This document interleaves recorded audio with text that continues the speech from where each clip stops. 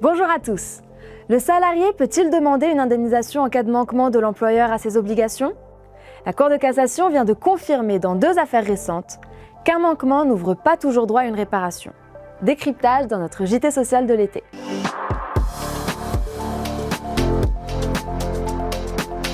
Pour la Cour de cassation, un manquement de l'employeur ne donne pas toujours lieu à une réparation automatique. Le plus souvent, les juges apprécient souverainement l'existence du préjudice et le montant de l'indemnisation. Autrement dit, le salarié doit démontrer concrètement le préjudice qu'il prétend avoir subi. 2 affaires récentes du mois de juin l'illustrent parfaitement.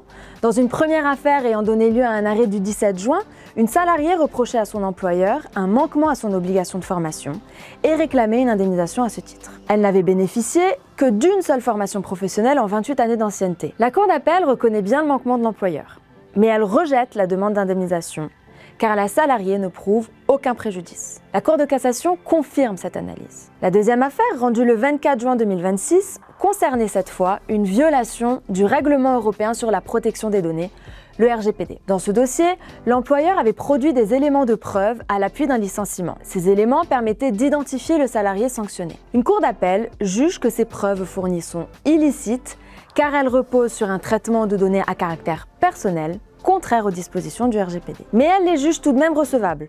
Selon elle, leur obtention et leur production étaient indispensables et proportionnées à l'objectif poursuivi. La Cour d'appel retient ensuite que le non-respect des dispositions du RGPD est caractérisé et a nécessairement causé un préjudice au salarié. La Cour de cassation casse et annule partiellement l'arrêt. Elle juge, au visa de l'article 82 du RGPD, que le droit à réparation suppose la preuve d'un préjudice. Elle s'appuie sur la jurisprudence européenne qui s'était déjà prononcée sur la violation de ce texte. Cette jurisprudence exige 2 éléments pour permettre une indemnisation.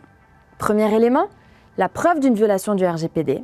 Et deuxième élément, la preuve que cette violation a causé un dommage matériel ou moral. À défaut de telles preuves, la demande indemnitaire doit être rejetée. Nos conseils.